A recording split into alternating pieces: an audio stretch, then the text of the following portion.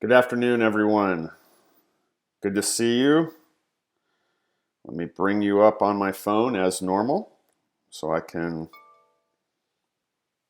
see your comments.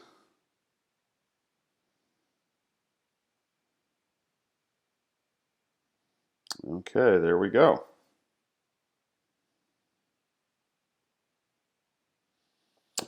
Just one of you in the room right now. We'll wait a few minutes and see if we get a couple people joining us. In fact, let me update in the room.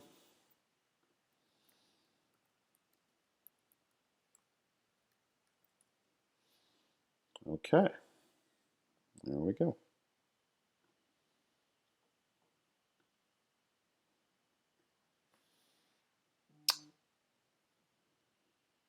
So I'm not sure who's in here right now. It says I have one person in here with me.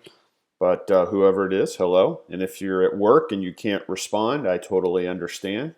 I know some of you actually watch while you're at work, and you probably can't have a whole lot of communication, and I totally get that.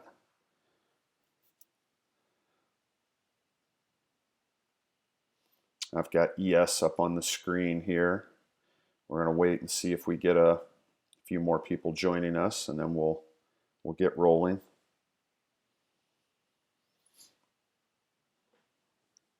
So whoever is in the room, you can kind of see here, what happened overnight.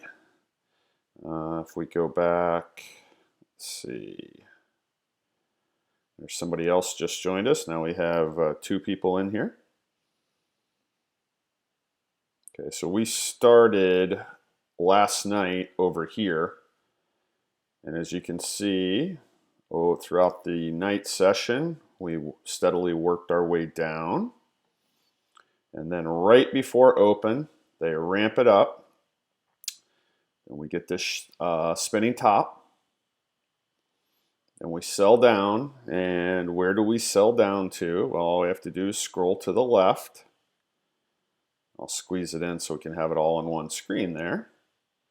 Okay, right here, which was a structure level. See that? Made our higher high, higher low, higher high, higher low, so on and so forth. So that is a good place to think that we could possibly catch some support. There is an alert going off. And we will check that alert here in a little bit. Hey, Cathal, good to see you. There's just 2 of you in the room right now, so I'm just going to go ahead and start, and then people can join in as they can, because I know some people are at work during the day. But again, just talking about ES here. So we see the structure level, and all I did was draw a line across, and as you can see, that is exactly where it caught support. Then the next point was opening price level. So kind of talked about that in the room a little bit today, that to go higher, we needed to reclaim and hold opening price level. We also had the 20 above here, and as you can see, we tried to go higher, and we rejected the 20 and came back down. And right now, we're trying to test the 20 again. So if I get our view a little bit bigger, there we go. So we're trying to test the 20 once again. If we can get above it, then we have to get above this wick. If we get above that wick, then we got to get above here.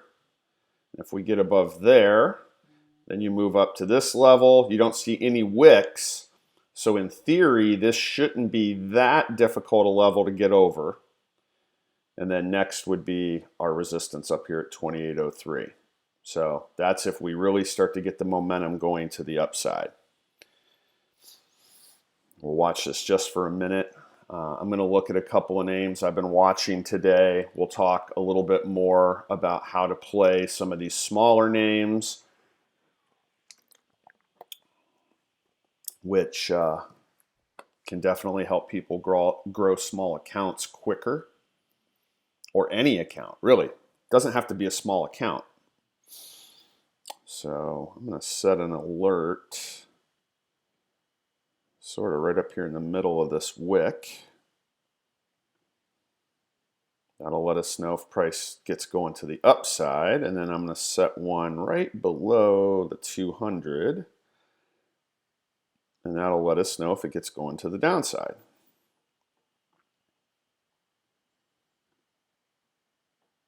So there we go. Okay, so the first name I want to look at today is Netflix. So let me go to Netflix. And right now I have my post and pre-market turned on. I'm going to turn that off. I can flip it back on when I need it, because I don't usually have it on during the day. I have it on at night, and I have it on pre-market, and then I normally turn it off. Okay, so here is Netflix. So Netflix, we opened up right here, and we went higher. And the reason this blue line is there was that was the break of pre-market highs. Okay, so that's what that blue line is. That was pre-market highs, and we broke. We went up. Okay, kind of pulled back a little bit, probably just some profit taking, went up higher, we based, we went up higher. Now, for whatever reason, I don't know why the scale is changing. This trend line is actually right down here.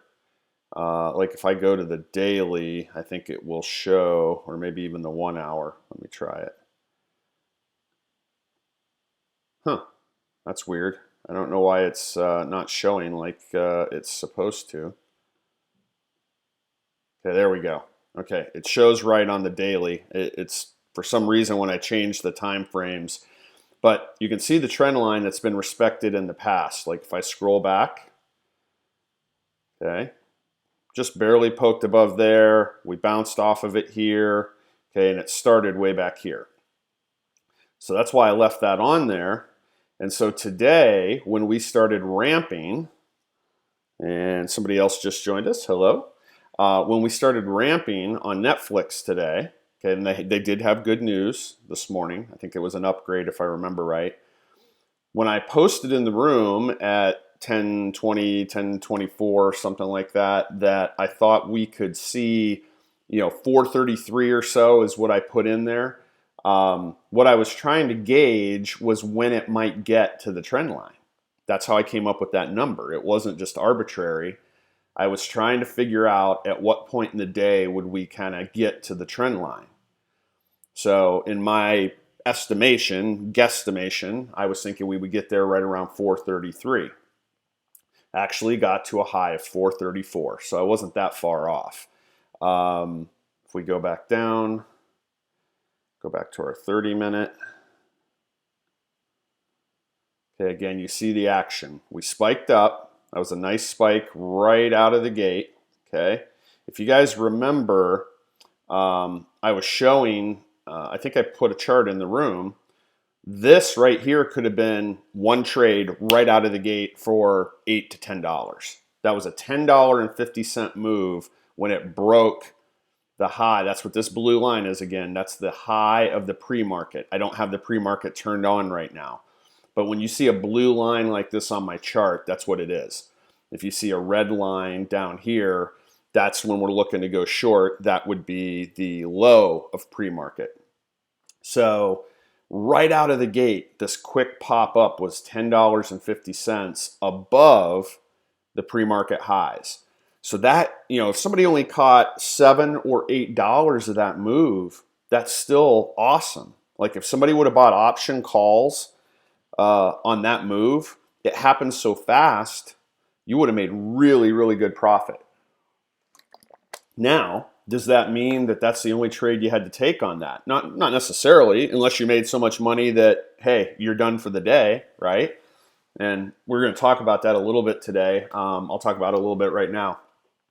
There's a lot of professional scalpers out there. They only trade like the first 30 to 45 minutes of the day. They're done. They don't trade the rest of the day.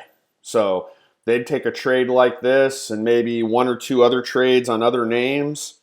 They shut it down.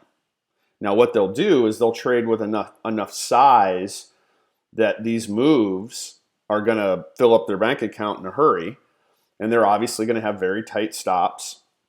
But you get 2 or 3 of those in the first 30 to 45 minutes of the day. You don't have to trade the rest of the day.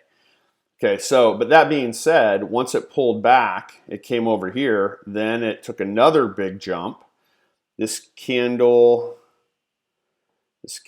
right here was $7. The body of it was $7. So that was another big jump.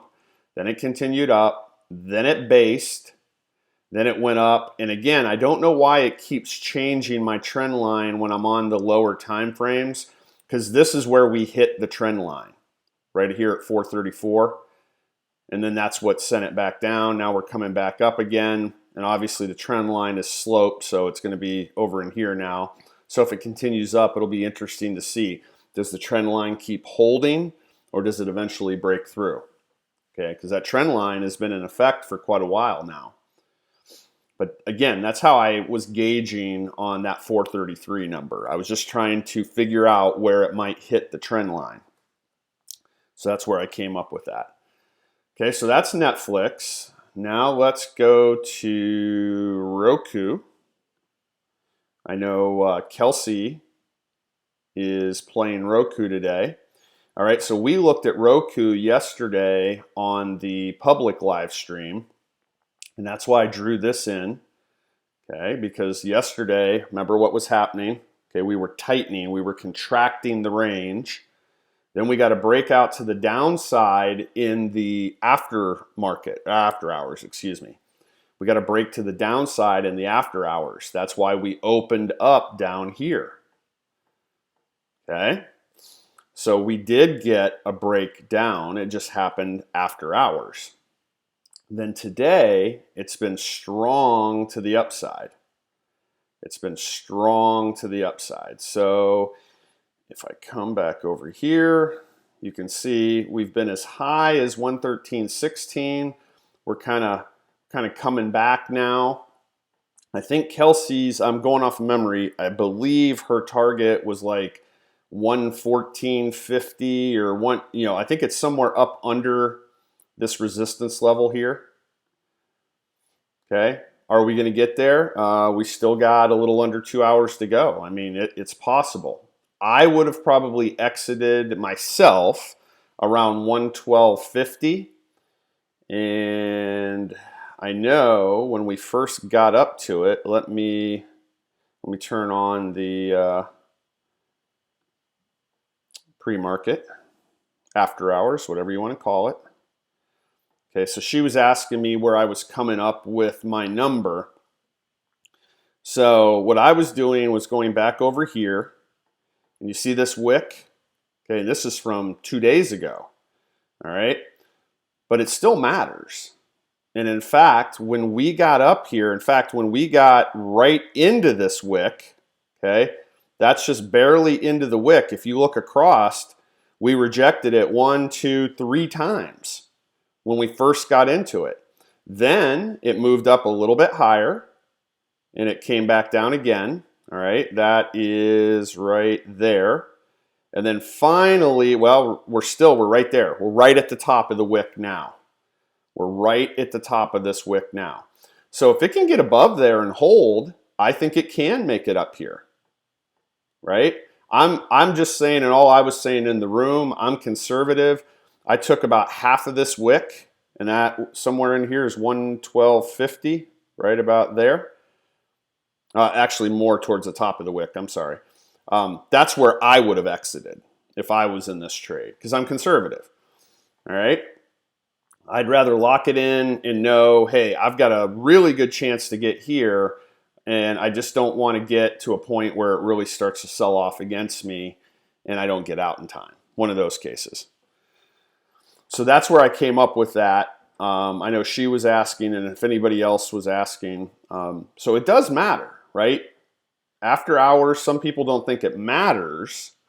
I don't turn it on during the day because I want to see the gaps. So if I turn it back off, whoop, not that one, this one. If I turn it back off, it shows me the gaps. right? And I want to see those during the day. I want to see these during the day. Okay, so that's why I keep it off during the daytime.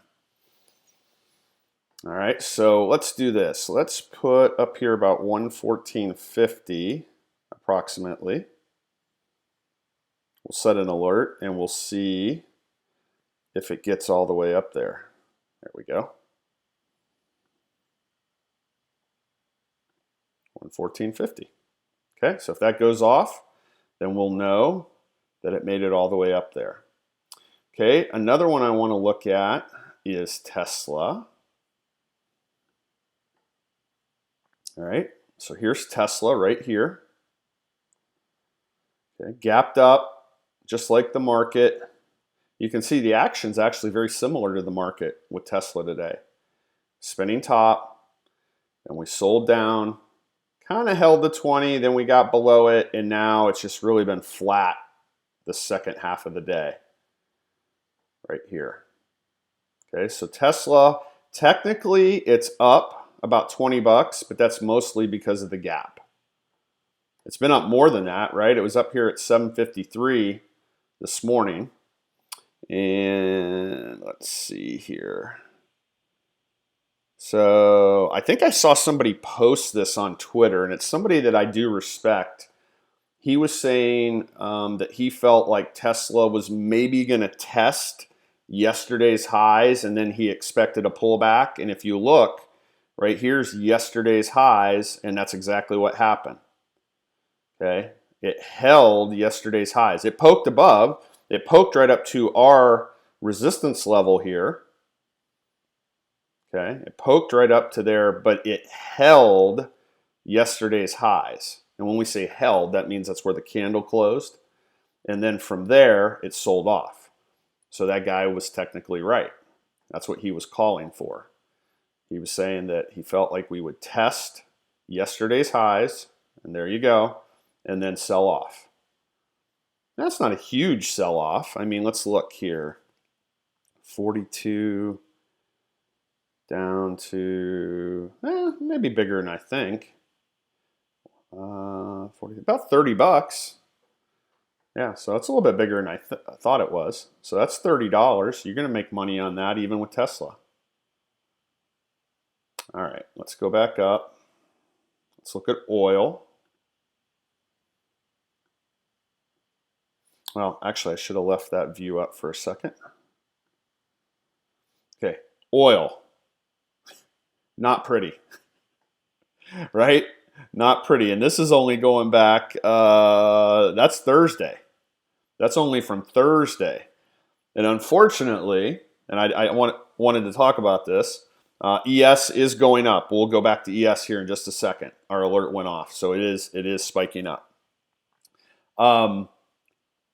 So I entered on Thursday, right? USO. Okay, so I took USO because it's an ETF of oil and premiums were super cheap.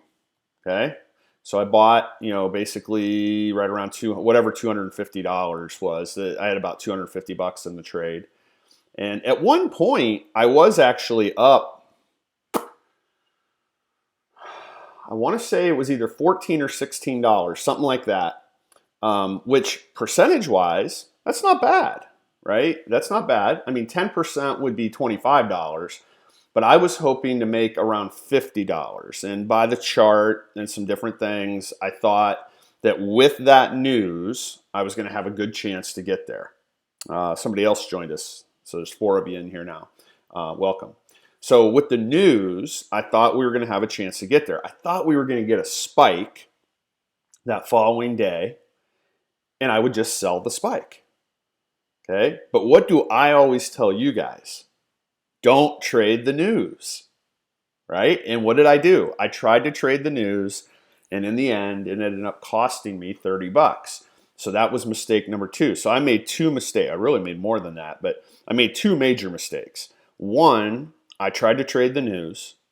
And 2, I didn't have a set stop. I had a mental stop. Let me put it that way. I had an alert. I really didn't want to go below $15 or $16. I think think I had my stop alert set at 17. I think that's where my alert was. And I didn't want to go below that. That puts you in that 5 to 7% loss range, right? And I was trying to make 20%. So I was basically looking for a 3 to 1.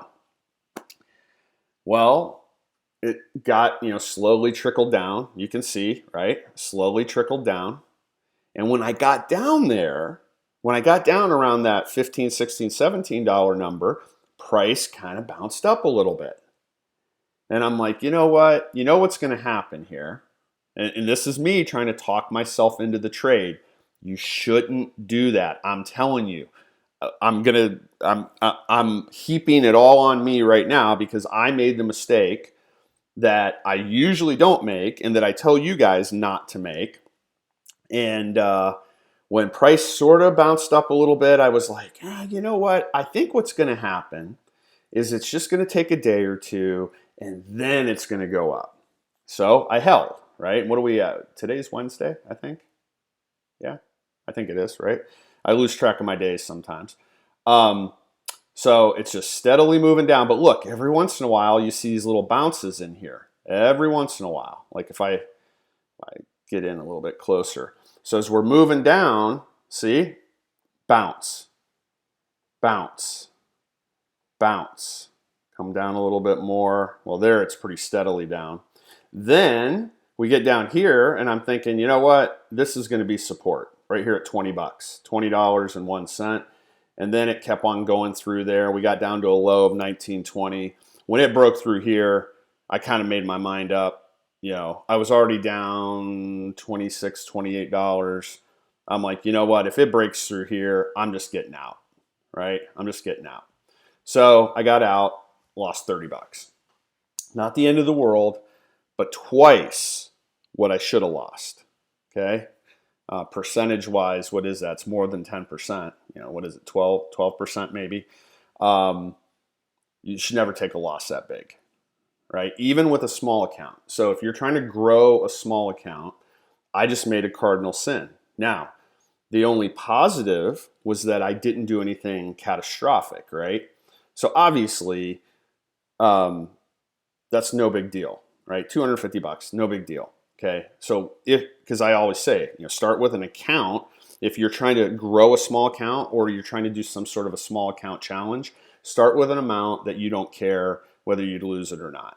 Now, I've got different bits of money in different accounts and stuff right now, and that was in Webull, and I'm still not sold on Webull. I like certain things about it. I'll talk more about it here in a little bit, and there's other things I don't like about it, but I'll get to that later. But I just threw 250 bucks in there and I put it all on that trade. And, catastrophic would be you either lose it all or you lose, the majority of it.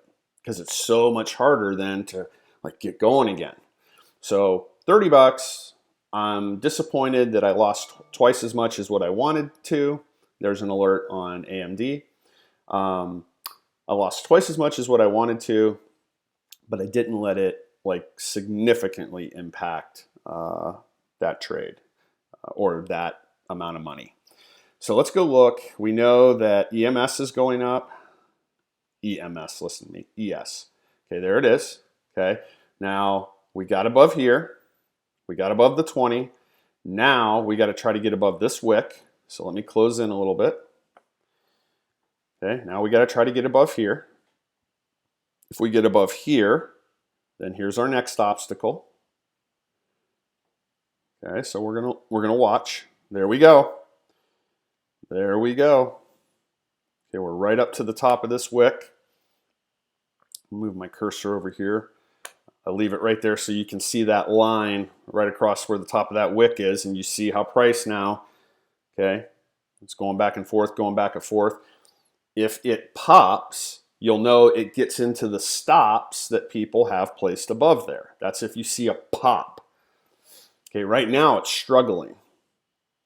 Right now it's struggling. So we'll wait here just a second. So while I'm waiting on this, we'll talk briefly on kind of the differences. So when you're starting with the smaller amount, whether it's by necessity or you're doing it on purpose, it's actually a great exercise. Even if you've got a lot of money either that you could trade or you've got a lot of money in one account, it's a great exercise to practice certain disciplines. So I do know a lot of traders, myself included, that will take occasionally small amounts of money, whatever it is, 250, 500, 700, 600, 1,000, anything under 1,000. And for 2 weeks, for 3 weeks, for a month, for whatever, they'll trade primarily with that to try to get back into good habits. Because I've talked about it before, and I think I talked about it yesterday. The problem is when you have a lot of money in an account, okay, and I've been there before, you have a bunch of money in there, you always think you have a cushion. And that leads to bad trade decisions. You'll take a trade and you'll say, you know what, this probably isn't the best trade, but if it works, it's going to be huge.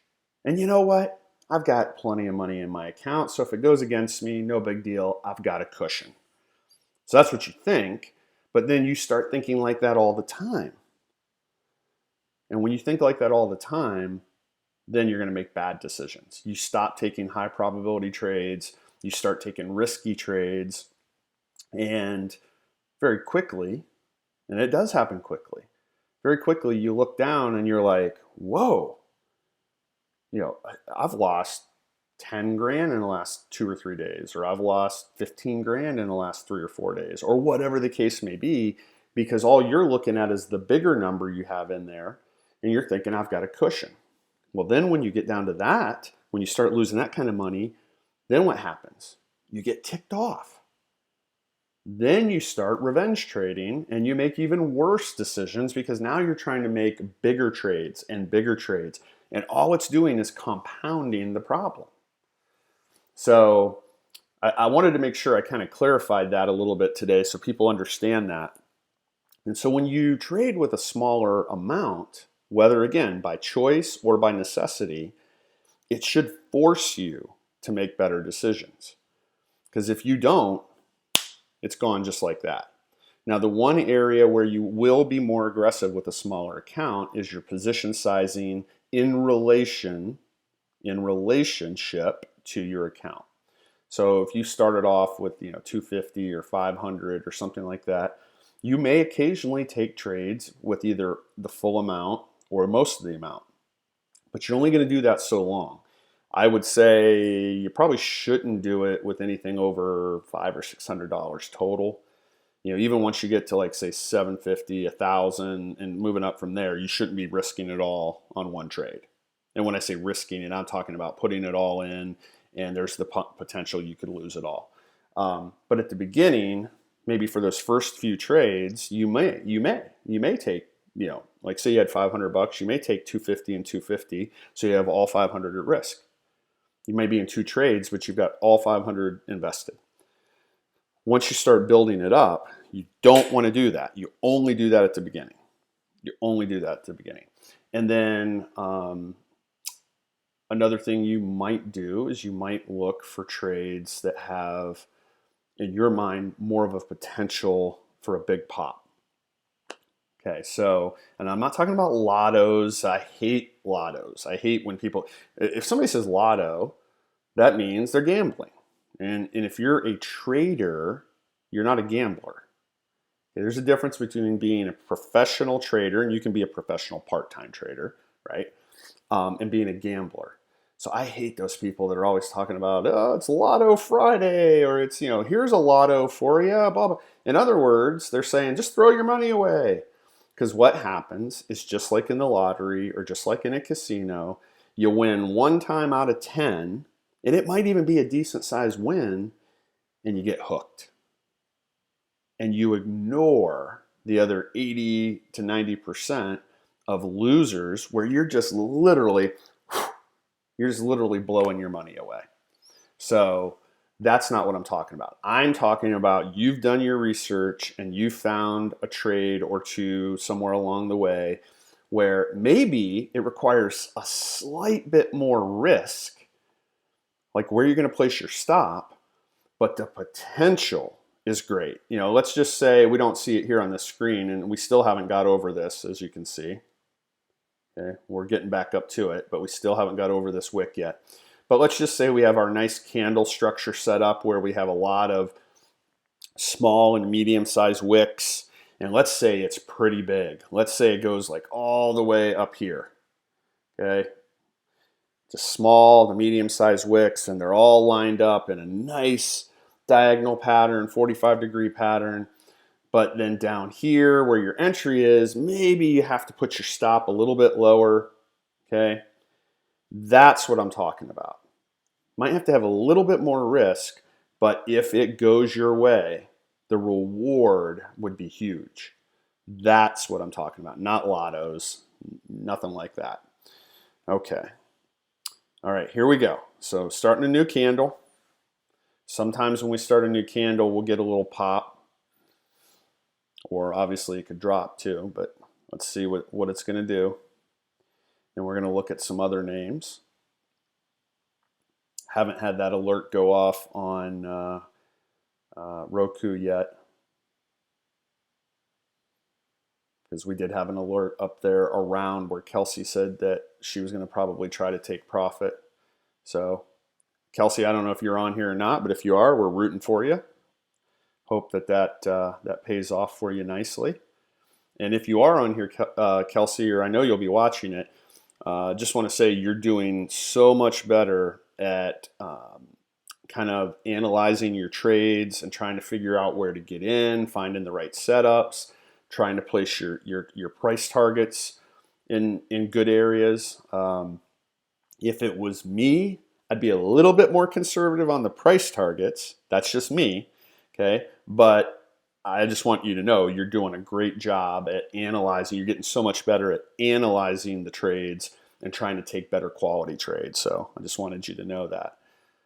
Okay, so far, looks like we got some pressure here. You can always turn on time and sales and see what's going on. You know, if you're struggling at a level, if you're struggling, you can turn this on and just see what's going on. This will only show, you guys already know this, this is only going to show the bigger purchases. Greens are buys, reds are sells. Pretty equal right now. Plus, we just turned it on, so we don't know what we missed. When you first turn it on, it doesn't show you what you just missed. I mean, we could have missed a whole screen of red, and that's why we're moving down. Okay, watch the price, and watch the sizes, and watch the relationship between green and red.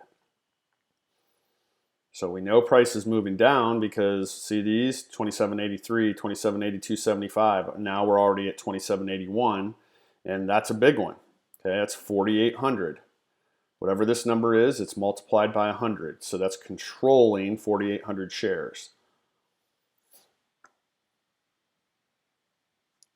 So this one trade right here, you know, counteracted both of those.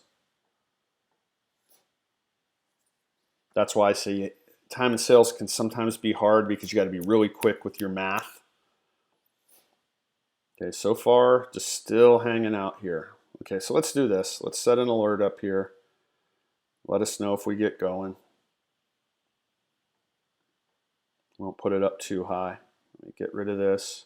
All right, so I wanted to look at the Qs. There they were. Okay, here's the Qs. And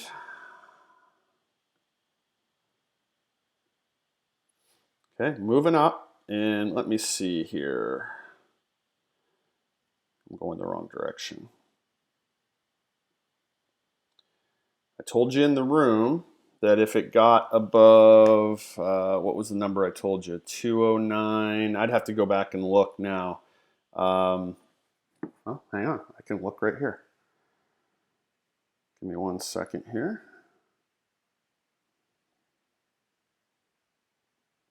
209. 209.06 is what I had marked, but I believe it was 209.03 was the entry point I was trying to get above. And I said that it had the potential to pop. Okay, well, we're already over $1 above that. You know, we're at 210.18, 210.20 right now. Okay, this is on the Qs. Scroll in just a little bit. All right. So that was down, where was that? That was down right there, 209.06. So where my cursor is now, we've moved up over $1. Okay, now it's up to 210.34, so that's $1, almost $1.30. Okay, since I said if we got above there, it could pop.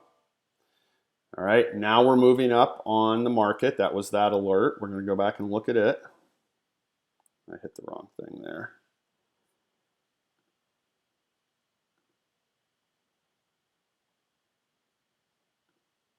Okay, back to the market. I just hit the wrong button. Okay, here we go. Now we're getting a little bit of movement. Okay, so now we're above there. So now we're looking over here. In fact, I can set an alert and we'll know if we get up to here. That way we can keep looking at other things. There we go. Okay. AMD. So AMD is one that I like it. I think it's a good one to trade. I think it's usually fairly easy to trade. And it gapped down today, but it was one of the ones I was referring to when I said if the market got back up to opening price level, there was several names that could go red to green. Well, this was one of them. Okay, so look, we had a fairly decent sized gap down.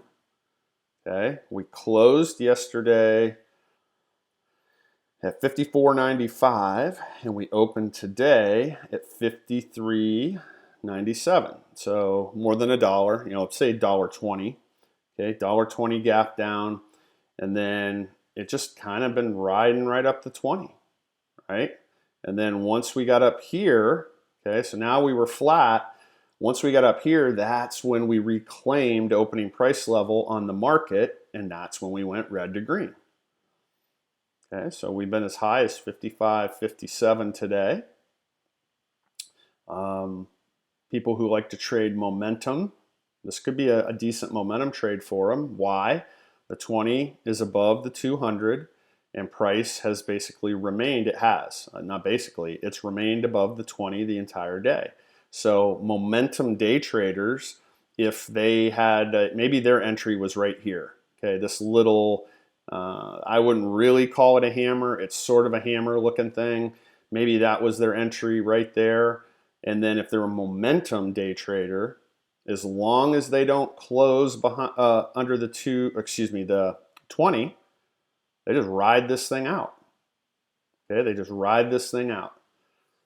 And that would get them 54. They'd be up about $1.40, $1.50 on the day with AMD. Okay, Amazon. So Amazon has obviously had some really incredible days here recently. Then today we gapped down, then we shot up, and then basically flat almost the entire day. Now the market's going up, and so is Amazon.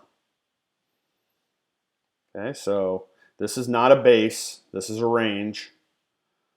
Right, 1, 2, 3, 4, 5, 6. That would be the end of what you would call basing. 7, and then we start up. Okay, so that was a range. You could kind of draw a box around that and try to play a breakout one direction or the other. That's Amazon. BA, let's look at BA.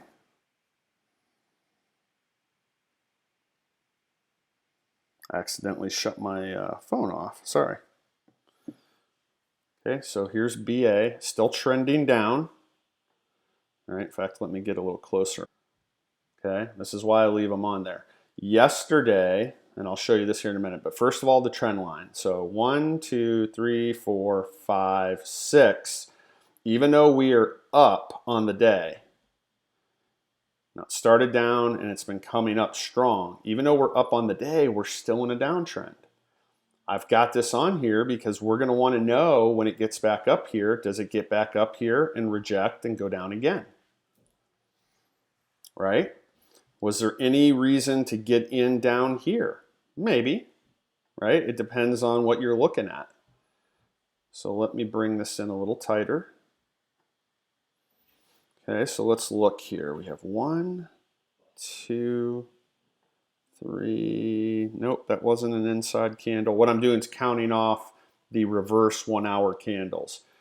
So again, all that means is that a reverse 1 hour candle, you're watching the open and close at the bottom of the hour instead of the top of the hour.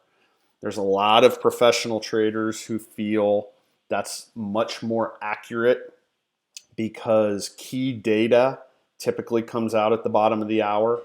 You know, like most, I'm just making this up, but like jobs reports and housing reports and all that, when do they come out? 8:30 in the morning, bottom of the hour. When does the Europe market close? It closes on the bottom of the hour.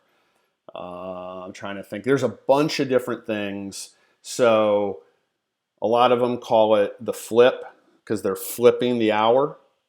But the easy way to do it, if your chart doesn't give you that functionality, just every 2 candles on the 30-minute chart. So if you're on the 30-minute chart, this is 1 hour, this is 2 hours, this is 3 hours, this is 4 hours, this is 5 hours, okay? And now we're into the 5.5 hour. But each one of these are 1 candle. So you can figure out, like if this wick went up higher, right?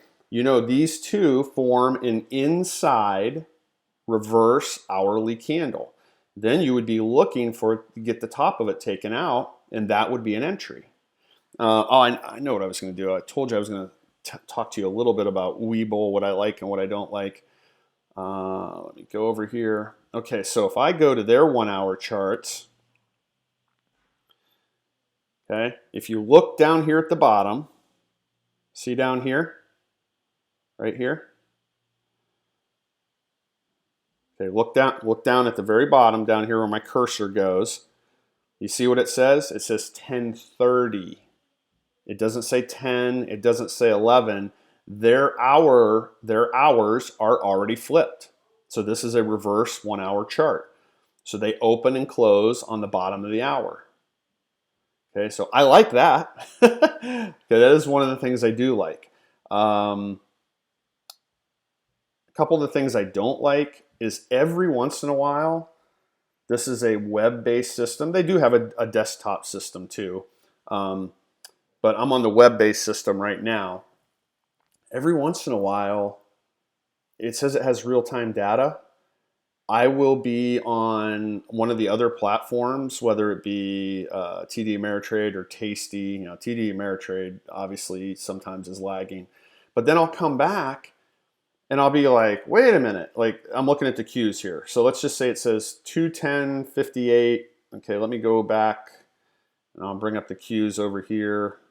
Let's just see how close they are now. Because earlier today, they were off. Okay, 210.57. I can't do it quick enough. 210.54. All right, right now it's probably fairly close. Oh, I know how I could do it. I could do it right here on my phone. Let me do it right here on my phone. Because I can look at one on here, and then I can look at the other one on the screen. So, okay, cues. All right.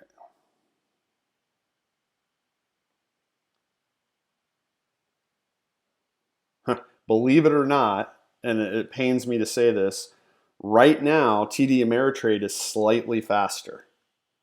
And why I say believe it or not, first of all, obviously they've been having a lot of challenges lately, and one of the challenges they've had is lagging. But this meaning Webull, is a direct access broker. TD Ameritrade is not. And the data should theoretically be slightly faster. Again, we're talking milliseconds to half a second to 1 second, which is still a big deal if you are day trading and scalping. Yeah, right now, TD Ameritrade is slightly faster, slightly. Okay, so that's one of the challenges that I've had with this, and that's why I wanted to test it out first. I always test things out. I don't just, I'm not going to put a whole bunch of money in here all at once until I'm really comfortable knowing that I like the system. All right, let me bring your comments back up. And I see somebody else joined us, so that's very good. Okay, there we go. Another thing that let's see, some of the things I like. Okay, it's really easy to do. You like your watch lists, my watch list. Okay, it's really easy to add them. It's really easy to bring charts up. They give you lots of data, and all you like a lot of them. All you have to do is just click on it. It'll take you right to the chart. Come over to the side here. If you want news, you click news. It's going to bring up news related to whatever symbol you're looking at. Analysis, and you just scroll down, and it'll give you a whole bunch of information for analysis purposes. See, lots of info there. If you go to quote, okay, this. Okay, hang on one second. Yeah. Down here is your time and sales right here. Here's what they call key statistics. So you got time and sales right there. All you got to do is scroll up. You could have it right next to your chart. Okay, this is how I originally figured out that sometimes it's slow. Because I came over to time and sales, and every once in a while I'll be watching. I'm like, wait a minute, time and sales isn't even moving, right? And then I looked over here and I'm like, well, wait a minute, price isn't moving. And then I would go, and then all of a sudden it would catch up. So that's something that's a little bit, wishy-washy if you're a day trader or a scalper. Okay, but they have a lot of stuff. And then down here, okay, here's an order bar. Okay, here's an order bar. Options are going to be down here. Okay, you just click on that. It brings them right up underneath. I like that. Okay, they're real handy. Like on TD Ameritrade, if you want to go, you got to go up to the trade tab, and then you got to go to active trader, and then you got to open up options tables and all that. Here, like, you just click one button and they're right here underneath your chart. And then right here's the different dates. See this right here? Okay, so here's your current expiration. There's the next one, so on and so forth. You can adjust the strikes. Really easy. So this part of it I like. Okay, I like this part of it. I don't know. It's just, I don't know. I'm still, if you click on markets, it's going to bring up a whole bunch of other information. Again, this is like big picture stuff, right? Most active, trends, hot ETFs, all kinds of stuff. News, but this is big picture news. Marginable stuff. Okay, what's the next one down here? Screener. Okay, don't like their screener. I don't. Their screener is very, very basic. I can't really do the things that I need to do on a screener. This is it, right here. This is it. This is all the choices you get. So I don't like that. If you want to trade, you can click on here. It gives you a bunch of different things. Let's see. Count. Yep, right there. See, that was after my loss in commissions. That's what I have left out of the 250, 218.48. So, I was telling you the truth when I said I put 250 in there, because that's exactly after my loss in commissions. That's what I was down to, or fees, or whatever you want to call it. Anything else? You can paper trade if you want. I personally, again, I say this all the time. I encourage you guys to.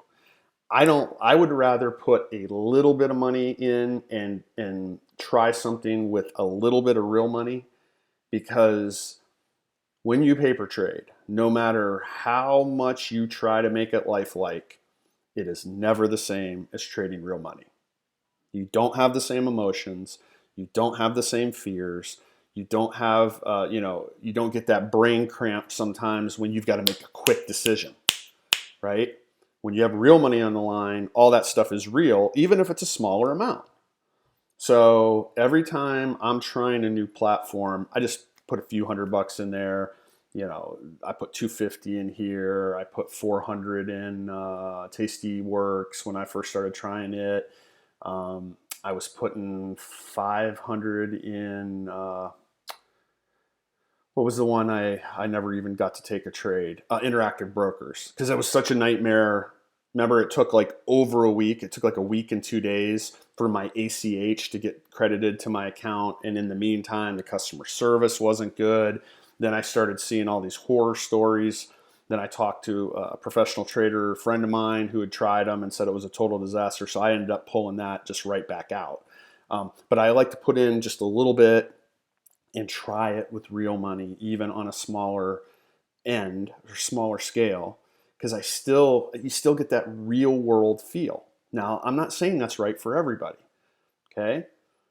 If you can't, maybe that's all you can put in any account, right? Is 250 or 500 or whatever the case may be. Well, then you don't want to try something out without paper trading at first or simulated trading.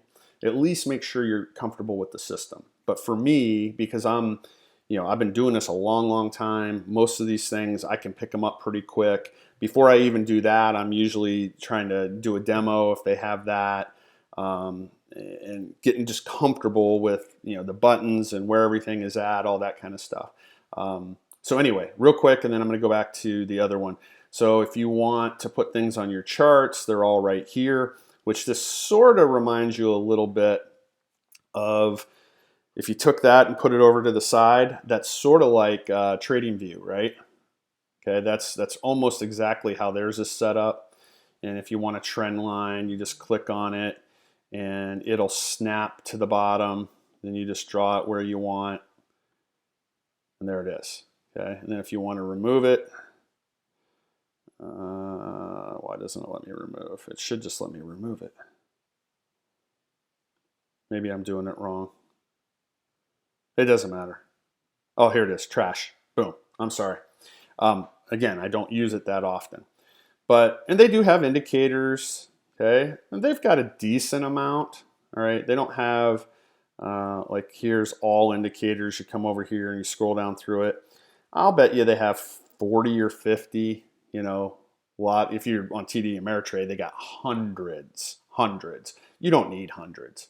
I don't like to use indicators. The only one I use, obviously, right now is this RSI, that 60/40 filter. And again, I'm still not completely sold on it yet. You can change the styles if you want a line chart, right? You can do baseline, Heikin-Ashi.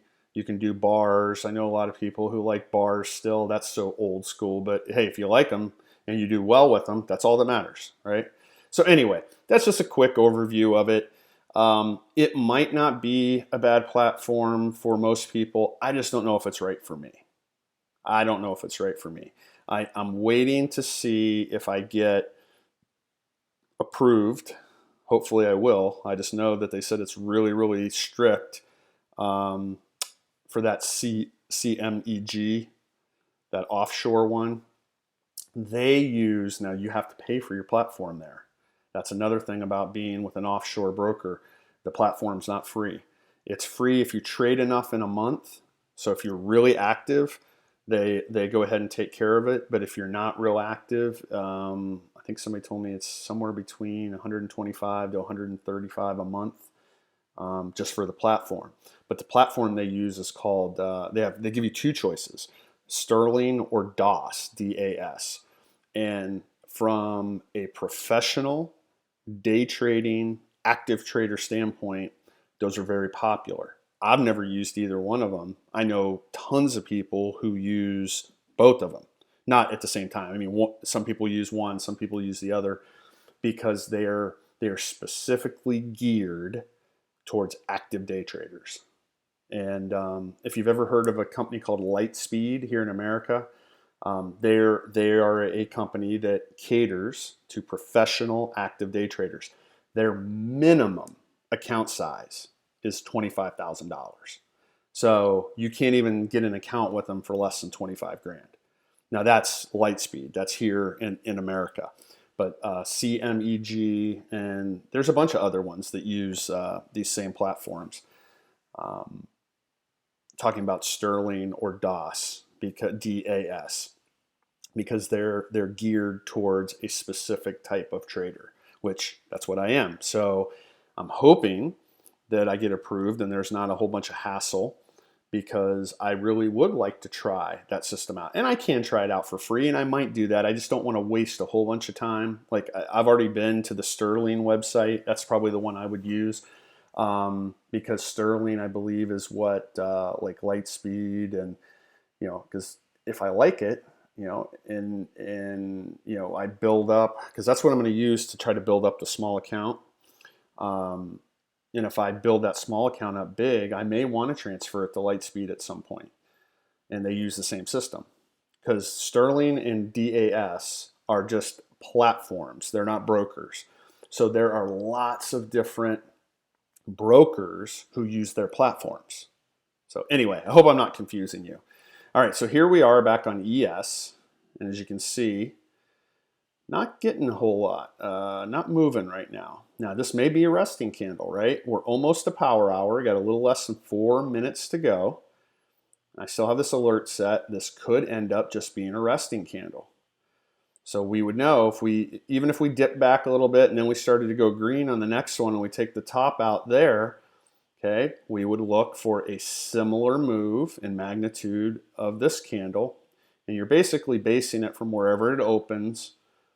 And if you took this and you just sort of move that candle up here, I mean, it would probably get you right about there, right? Probably would get you right about there, approximately. So we'll come back and see. I'm going to move this up, and just in case it starts to go the other way, move that up there. Okay, let's go down through here and see if there's anything else that I want to look at specifically.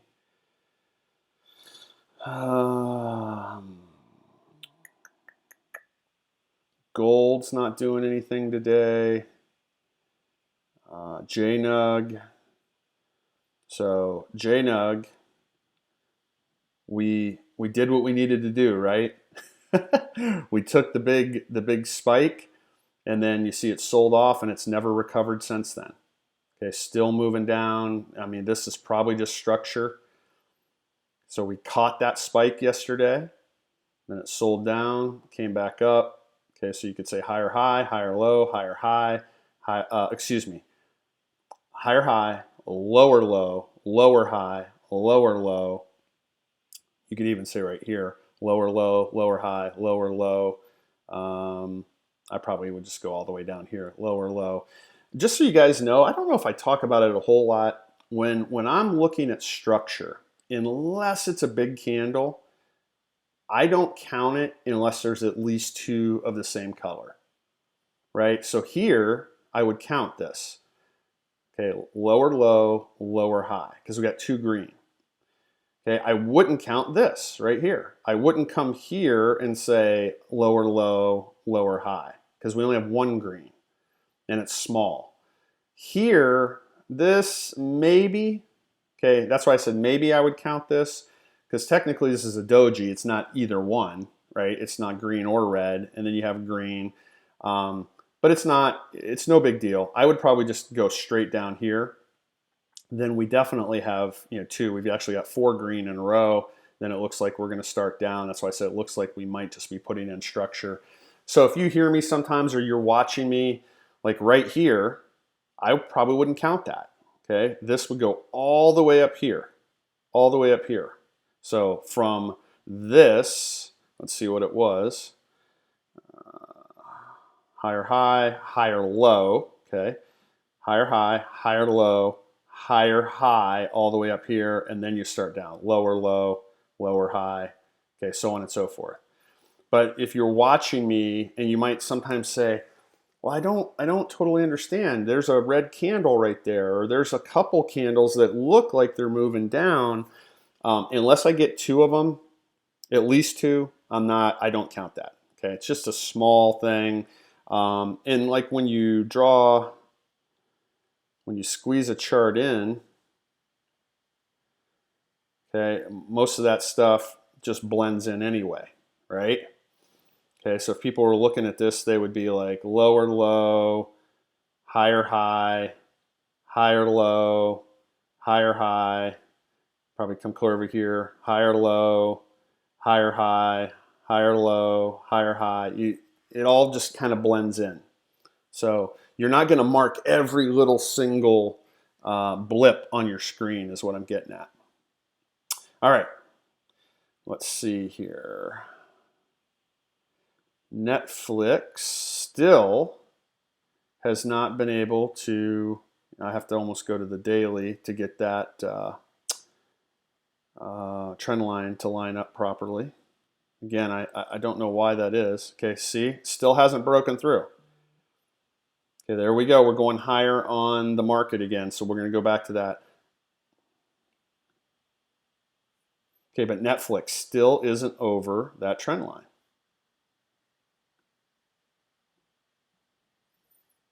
And I got to get it off the daily, back to the 30-minute. Okay, here we go. So now we're starting to go higher, right? We just started power hour, so we ended, remember when we left, this was a spinning top, this candle.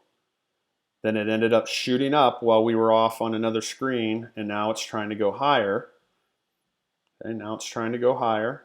So we know right here is the next level it's got to get above. We'll set our alert.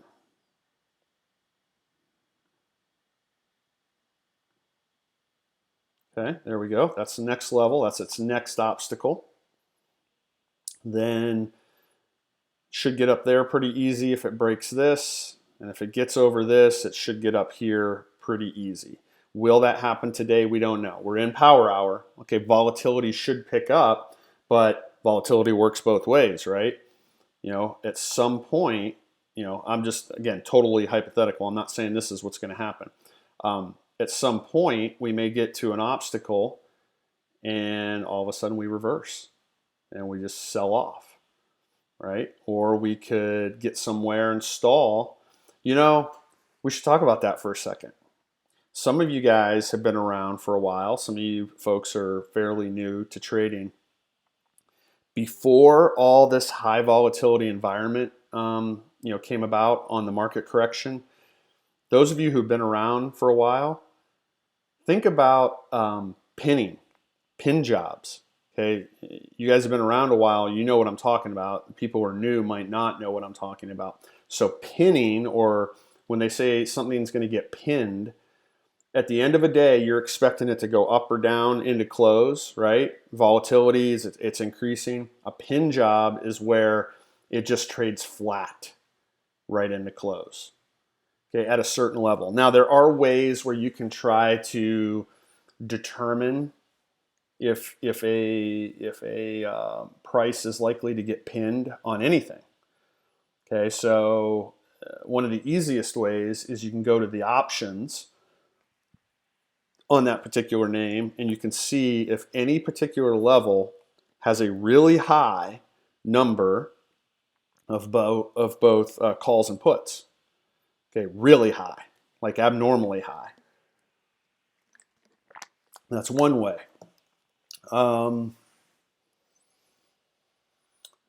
There's other ways as well.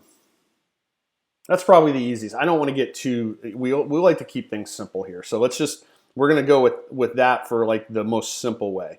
If you've seen a level and you're near it, right?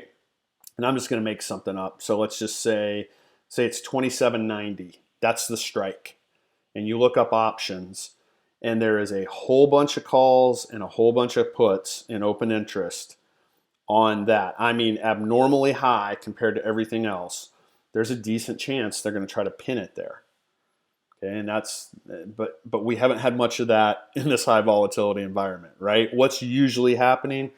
It's either spiking up or it's plunging down heading into close. So, all right. Let's look at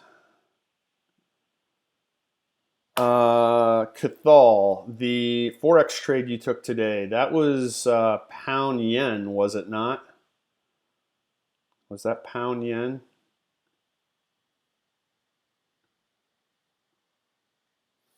Isn't this the one you took right here? You can let me know if you're. I know you're on. I just don't know if you're like listening intently. But I believe this is the. Yes, this is the trade that Cathal took earlier today. Beautiful setup, right? And he knew it. He had it on his radar. You're coming into support. I can't even remember. There might have been supply here too. I haven't been on this to draw supply and demand in a while. But even without that, look at this move. Strong move down. Okay, strong move down. Hey, Riz. Good to see you, buddy. Strong move down. Oh, that's your perfect hammer right there. Okay, this hammer, let me stretch it out. He got 71 pips out of his trade. That's awesome. And there was supply. Okay, I kind of thought there was. I just haven't drawn them in a while. I'm trying to stretch this out so you guys can see how good of a hammer this is. All right, strong move down. This is the ideal hammer. I don't care if this body is green or red. Little body at the top, not like a dragonfly, not a doji hammer. Okay, little body, and then I like the wick, me personally, to be at least 3 times bigger than the body, and you've got that here. That's probably about 3.5 times size of the body. The textbooks say 2 times. I don't think those are as powerful. This, okay, the market is dropping. That's what our alert was. We'll go back to that in a minute. Okay, market is dropping. Okay, so when you see this type of a hammer, we know Cathal said it was into supply, or demand, into demand. And we have a resistance or support level right here. Strong move down. We start adding the factors up, right? Strong move down to a hammer, bouncing out of demand and off of support. And then look what happened. Look at that. Bam, right on up. He took it, he got 71 pips. 71 pips. Okay, I have no idea what size lot he played. That's for him.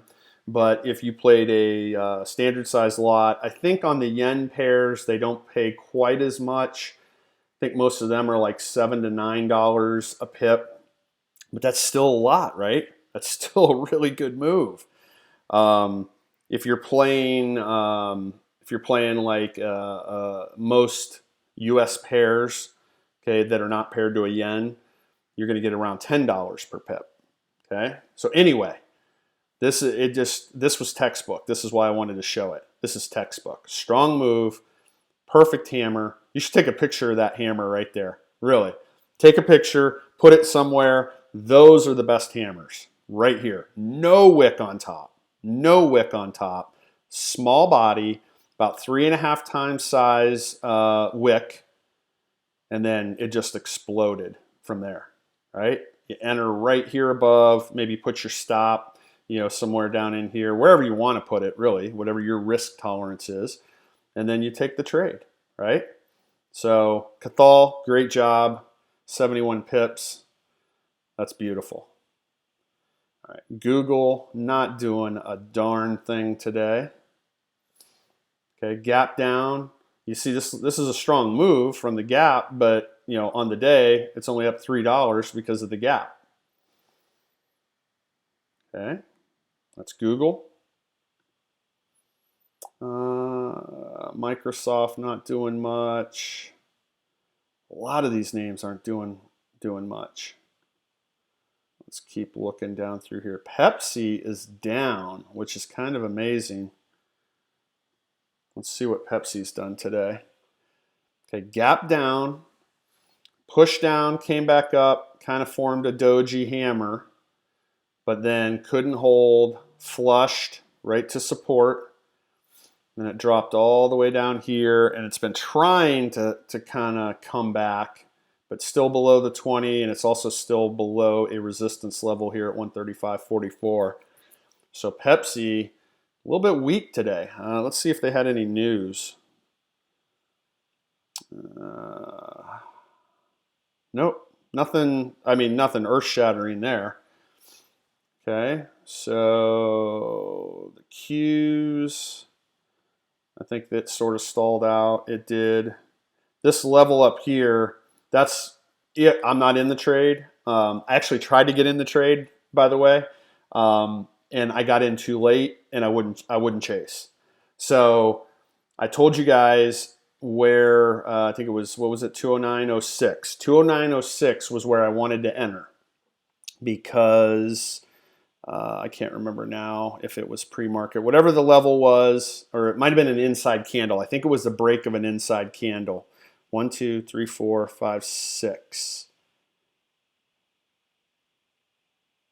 Yes. So this was an inside candle. This broke it, and then it really ramped over here. But this broke what would have been an inside candle on the 1 hour reverse chart. So 209.06 was the entry point that I wanted. I got over. I was trying to place the trade. And while I was placing the trade, it jumped up to like 209.14. And I'm like, okay, no. So I waited. It dropped back down to right around 209.06. I went to get in. It popped up to like 209.18. I'm like, no. Then it started backing off. It got down to like 209.10. And I'm like, maybe I'll go ahead and enter there. And I tried one last time, and by the time I could even press the enter button, it was like 209.21. And I'm like, I'm not chasing. So I didn't get in, but this was my target. Never quite got there. 211.50. Let's see how high it did get. 211.03, 211.26. So got to 211.26. That would have been $1 if I would have got my entry. That would have been $1.20 on the Qs. That's not bad. That's not bad. But that would have been my target. That's why I have that alert there. But I tried 3 times to get in, and I could never get in where I wanted to. And I just don't chase. I don't chase. I think can you chase sometimes and get in? And wait a minute here. 209. Actually, that would have been over $2. Sorry, that would have been like $2.20. I kept saying $1.20. That was like $2.20. So yeah, that would have been a nice move on the Qs. Because you can see the candles aren't that big, right? Candles just aren't that big. So I didn't get in. Tough luck for me, right? I didn't even look at the time. I'm trying to remember now. Trying to remember what they were, because I was gonna buy calls. I was gonna buy 210 calls is what I was gonna buy, but now I can't remember what they were. Let me go over here. Okay, this is the Qs. I have so many numbers running through my head all day long. It's next to impossible for me to remember. Okay, so they're at 293 right now. That's where you could sell. I'm trying to remember what they were at. I mean, that's obviously going to be up significantly from where they were. Well, I guess you could just go back a couple of bucks.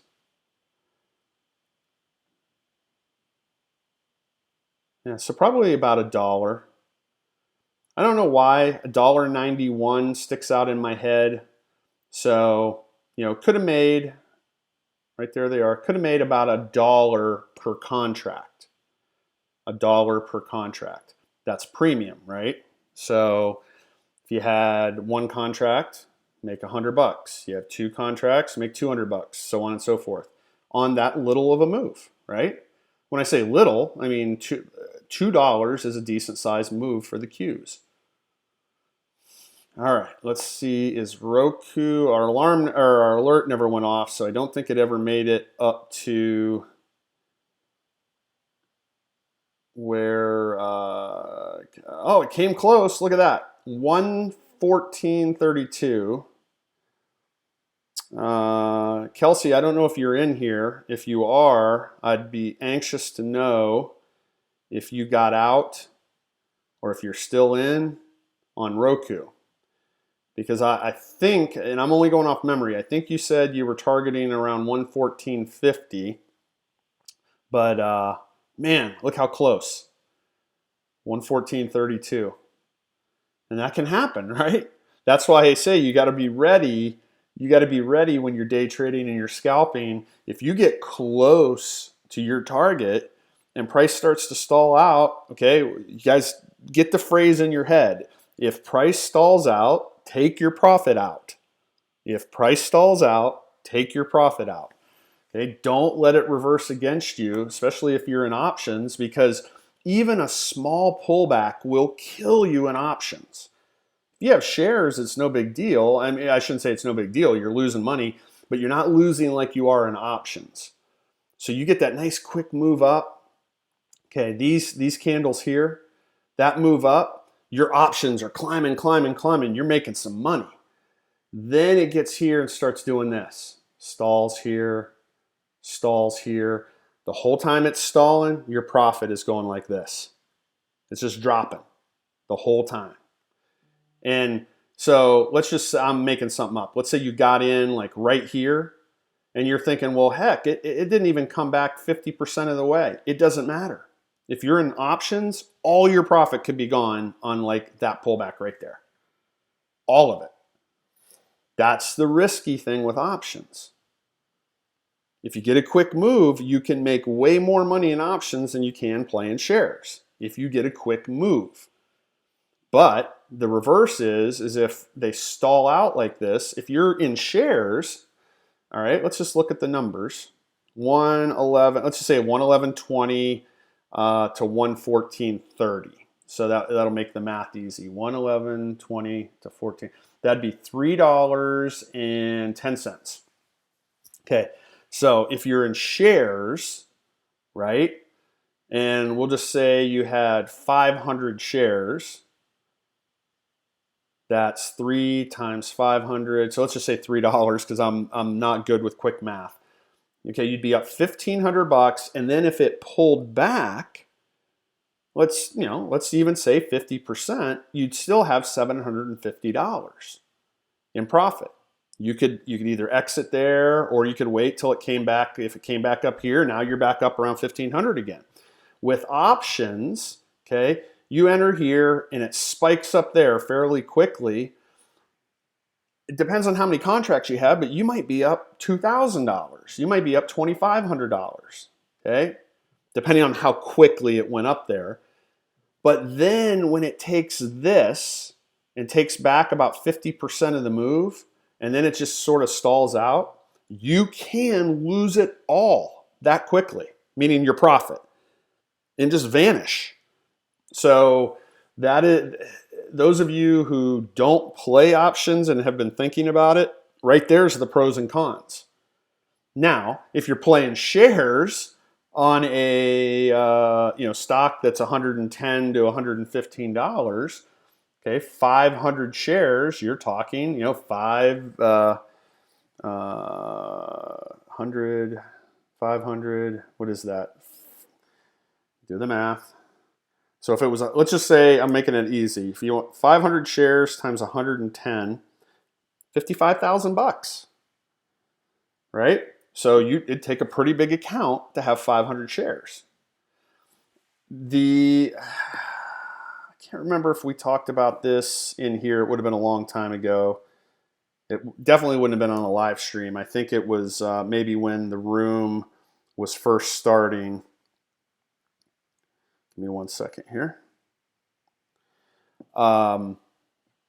There was a Tesla trade one day. and I showed it to my wife. And it was a $10 move. Okay, $10 move. So if somebody had 1,000 shares of Tesla, 1,000, I can almost remember this in my head exactly. Price was maybe at the time around, I'm going to make the math easy, around $450 a share at the time. And if you had 1,000 shares, that's $450,000 that you have to have in the trade. $450,000. It dropped. It was $10 or $11 in one candle. Okay, so if you had 1,000 shares, you were going to make $10,000, $11,000. Okay, no biggie, right? If somebody had options, I'm trying to remember what the contracts were going for then, but the options to have, I think it was 10 contracts. I'm totally guessing right now, but it was like maybe you would have had $6,000 or whatever it was. Okay, whatever it was. It was a fraction, obviously, a fraction of what having the shares was. And the shares, you would have made good money, right? Okay, but you would have been risking you would have had $450,000 in play to make 10 grand, basically. On the option side, to have 10 contracts was, I'm just going to say it was like $6,000. Those same options made some unbelievable amount of money because that $10 or $11 move happened so fast. I mean, it like totally blew away what you could have made on the shares. That is what's good about options. Okay, but then the inverse is if that move goes against you and you don't have a stop or you couldn't get out for some reason, if that move goes against you, you're going to lose your whole investment just like that. Okay, so pros and cons of options. All right. All of a sudden, we just had like 2 more people join us. Hey there. We've got a few more minutes here. Let's go back and look at the market. We know we had that alert go off that said it was dropping, but I don't know that it dropped all that much. Well, yeah, it did. Back to the 20, okay? So what couldn't we do, right? That's why I set this here. We couldn't get over this obstacle. We couldn't get over that obstacle right there. And you remember, because we watched it in real time, it took a long time to get over this one. Remember, it went up, couldn't do it, went up, couldn't do it. Then it kind of sold back down here to like the 20. Then it finally came up, the new candle started, and we got through. Okay, now we get up to this one. Pull it over where you can see it. We get up to this one right here, and we just couldn't do it. Just couldn't do it. Sold back down to the 20. That's where we're at now. We got less than 7 minutes to go on this candle, and then we have a little less than 37 minutes to go in the session. Okay. Let's see. Tesla, that's not a big change. Actually, that's been going down since we looked at it last. Shop, that's crazy. Let's just look at it. When I say it's crazy because it usually has these big, huge moves, right? Like this. And then today, it shows it's like down 34 cents. But it did gap down. It moved up right here to resistance, down, back up to resistance. So it's had some movement. You could have made money on it. It's just funny to see Shop not say like plus 30 or minus 24 or whatever. Because it usually has a lot of range in a day, like these days here. Okay, Roku, I think it's still dropping. Dropping back away a little bit.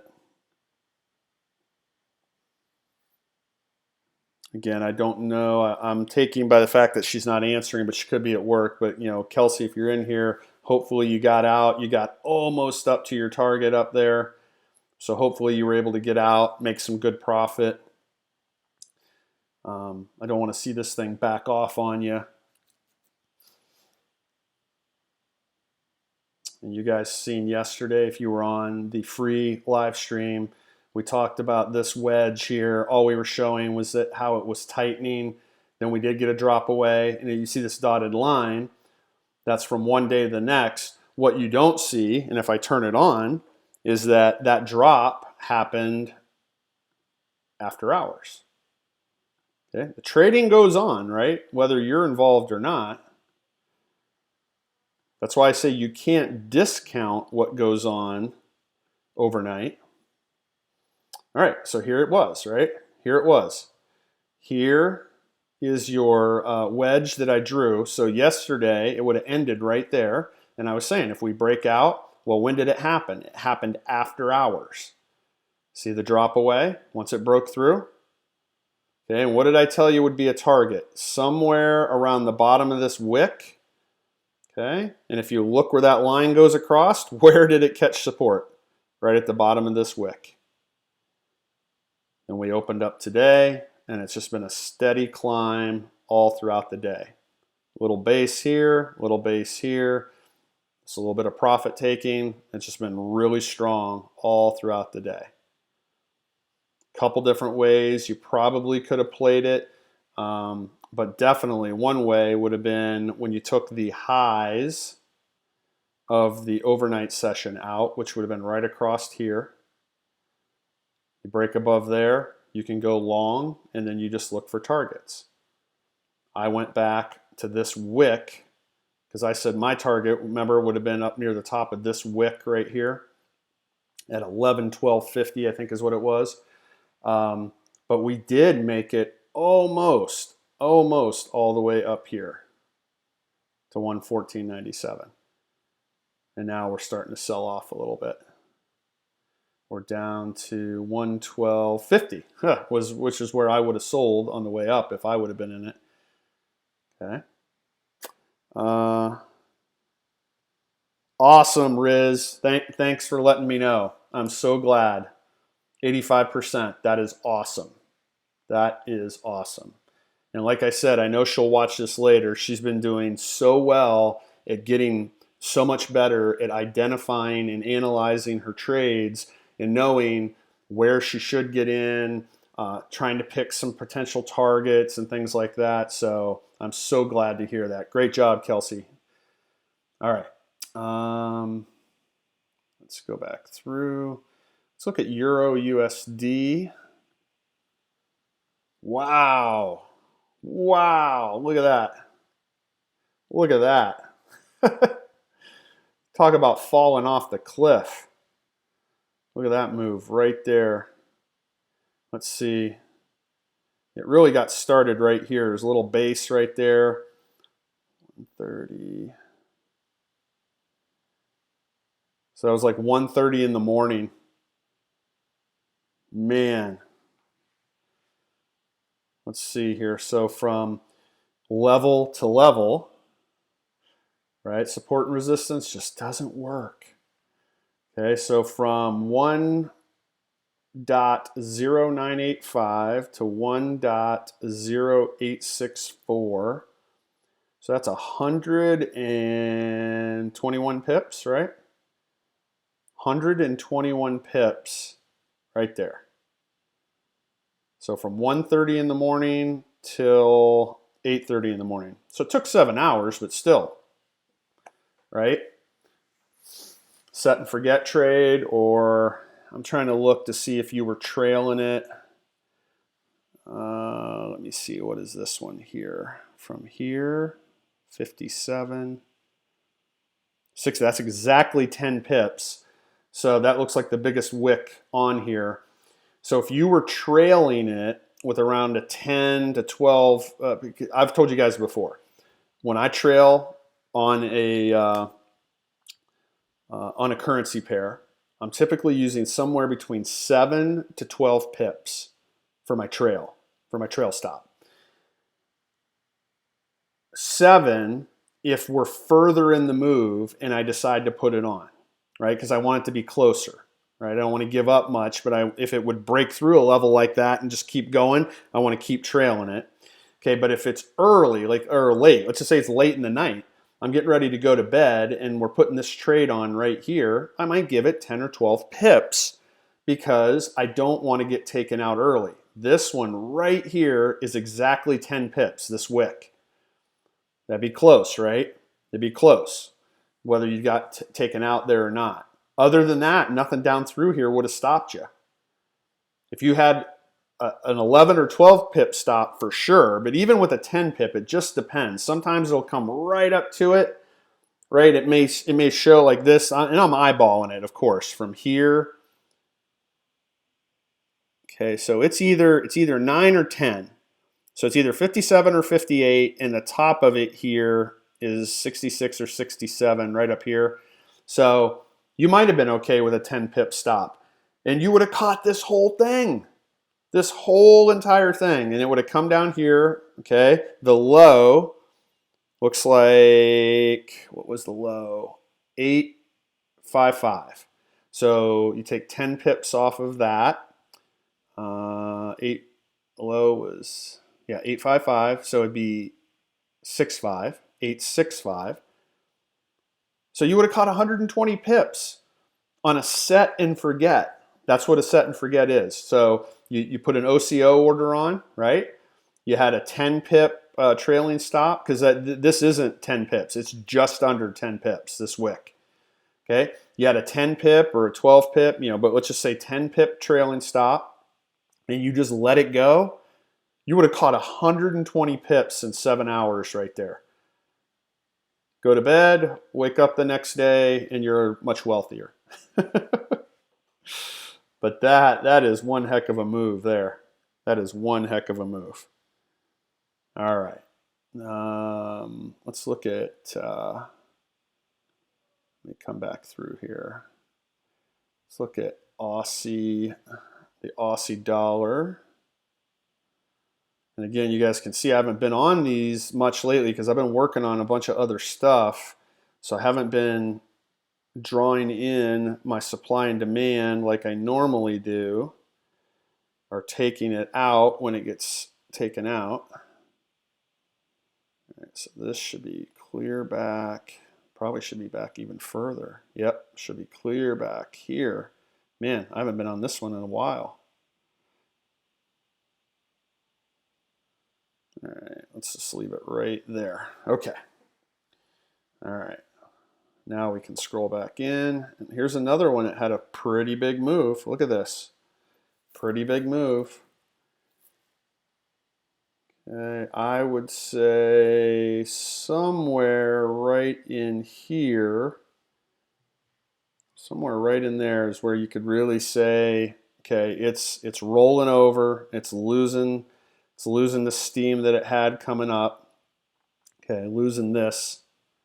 It's rolling over, and then it just, dropped, based, dropped, based, dropped. Okay, you kind of have two bases here, a base here and a base here. So from here, 64.20 to 62.83. But even if you were, again, I'm trying to see that. Look at this, no big wicks. No big wicks. You could have trailed this all the way down. All right, so 62.84. You take 10 off, would be 62.94. Let me make the math easy. 6,300. And I said the real rollover kind of was right here. 64.20, 120 pips. 120 pips right there. And again, there's no way you would have been stopped out with a trailing stop. 38 to 43.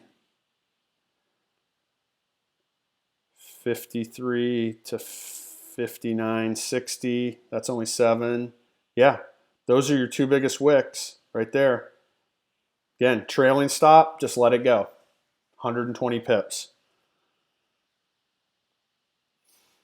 Those are the guys who trade forex. That's what they love right there. That one might have taken a little bit longer to play out. Let's look. So you entered here on the break of that. That was at 9 o'clock at night. Just seeing how long it would have took to 8:30. So yeah, it took longer. 9, 3, and then 8.5, 11.5 hours, but still, you wouldn't have to do anything. Set and forget. That's that is classic set and forget trades right there.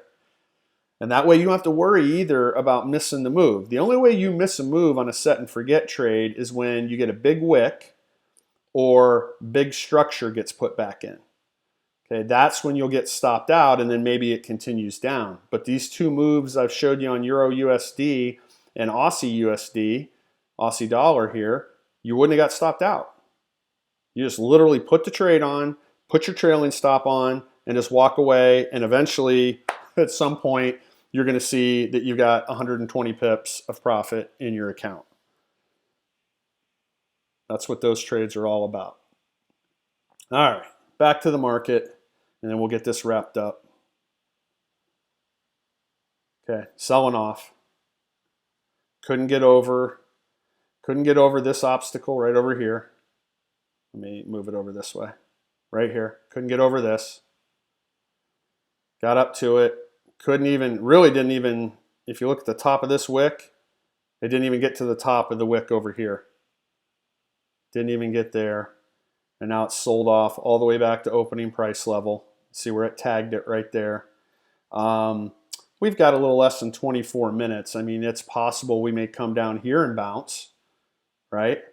But for the time being, we just didn't have enough power to get over here. And that's why some of these other things are also fading now. So what do I mean? Let's go take a look at the Qs. I'll guarantee you, before I even look at it, guarantee you it's fading. See? See that? All right, didn't even have to look at it. I knew it would be fading. Let's look at maybe IWM. Okay, here is IWM fading. Let's look at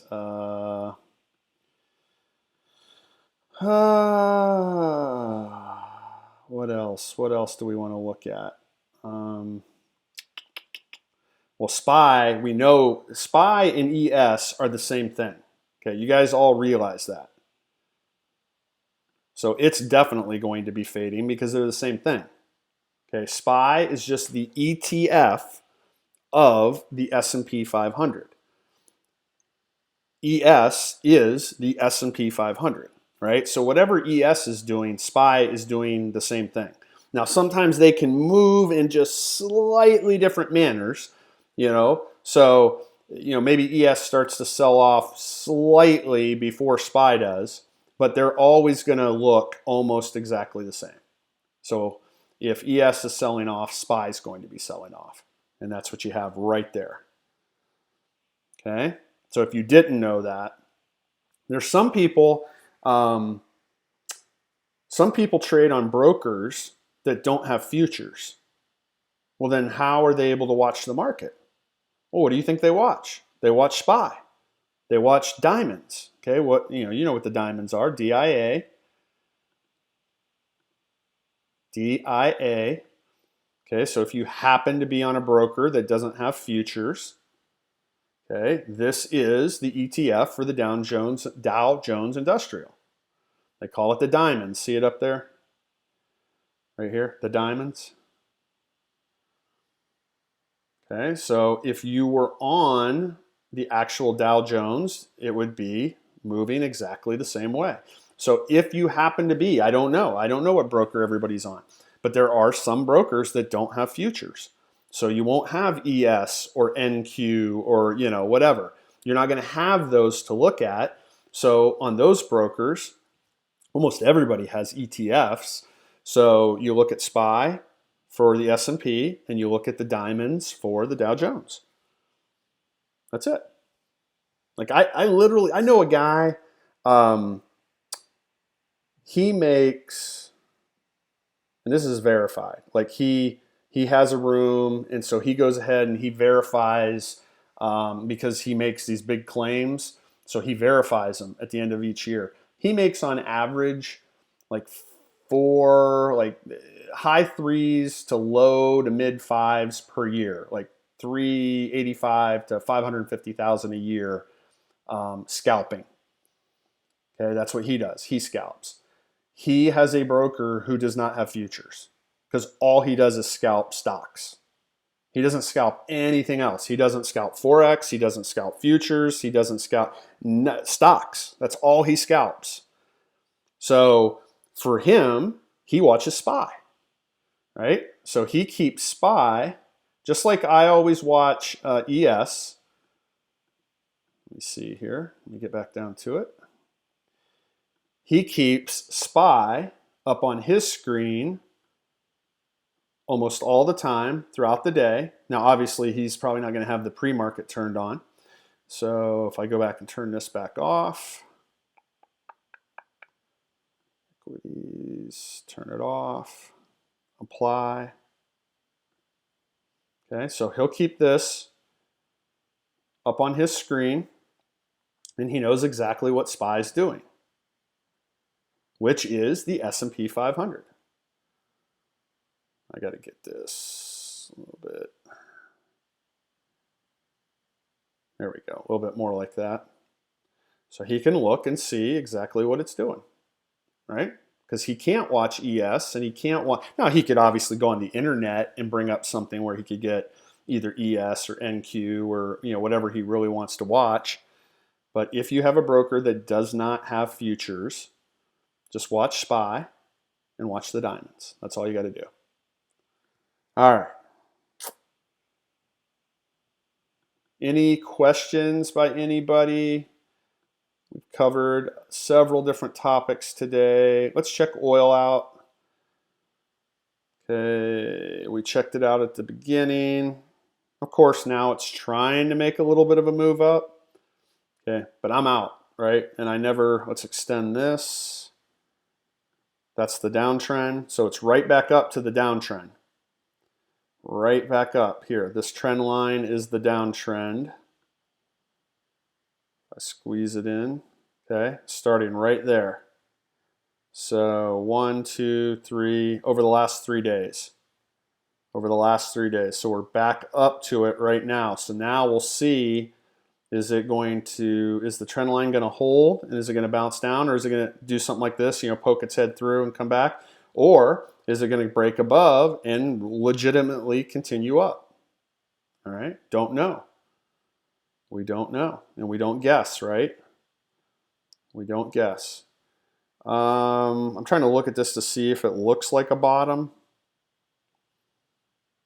I mean, in theory, you could look at that and say that sort of looked like a bottom, and it still continued lower. None of the rest of it really does.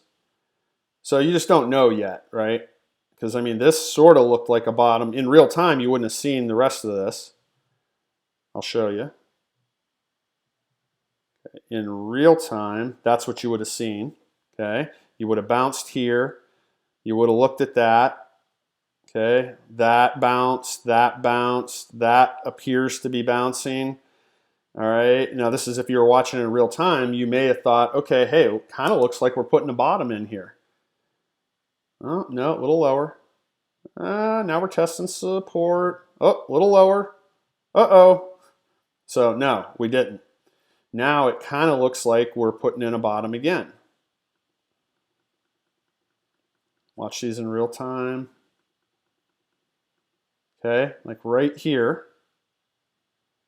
Okay, that sort of looks like possibly putting in a bottom. Now we're moving up, and we'll know for sure if this is able to break through and either break, retest, and go, or just break through and start back up here to this level. Okay, that's what will tell us if this is truly a bottom right here. All right.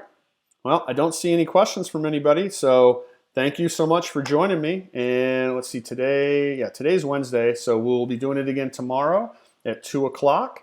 Everybody stay safe. Last 15 minutes of the day, I highly recommend you don't trade. You know that.